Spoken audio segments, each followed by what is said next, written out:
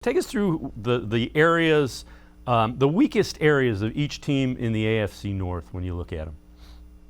Yeah. So this is an interesting exercise, right? Because when you look at the Browns, one of their weaknesses would be probably along the offensive, not on the offensive line, but they have new pieces coming on that offensive line. We don't know how reliable as far as health goes Jack Conklin can be. We don't know how reliable as far as health goes Jedrick Wills can be. Both of those guys have had issues in the past staying on the field.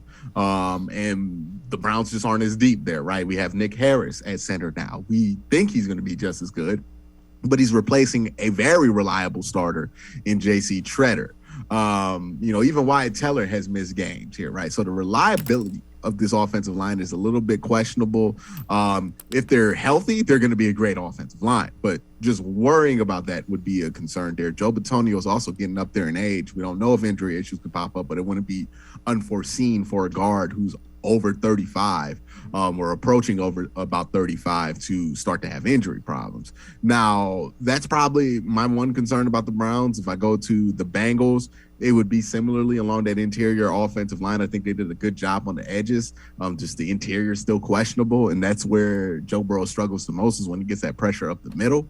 And then if we go to the Baltimore Ravens, it's health, man. It's just those running backs that they're relying on have not been healthy. Lamar Jackson is coming back from what was technically a season-ending injury, but it was more or less just a sprained ankle.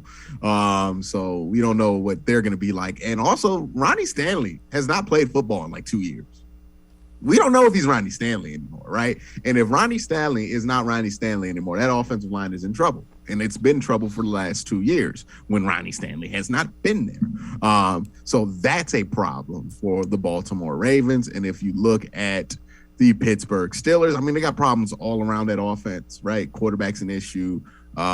Offensive line's an issue. Wide receiver consistency has been an issue at times, and now quarterback consistency adds on to that. Also, I want to say this: Pittsburgh has a really good a really good defensive line. If you look at the rest of the roster outside the defensive line, there's Minka, and it's not much on that defense, right? They don't have Joe Hayden anymore. They really have some duct tape pieces at DB, and the linebacking situation. I mean, on paper, it sounds great, right? Devin Bush and Miles Jack. But when you look at how those guys have performed over the last couple of years, it's not good, right? Those have been two of the worst linebackers as far as PFF's grading goes. And there's debate on how seriously you want to take that. But these have not been players that have been good the last 2 years by any metric, and that's their defense, right? So it's really just TJ Watt, Alex Highsmith, and then some good defensive tackles. But other than that, Pittsburgh is really bare. They don't really have much else. Now they're Pittsburgh, so I'm not going to predict they're going to be like 4-win team or anything like that. But they have some questionable holes in that roster.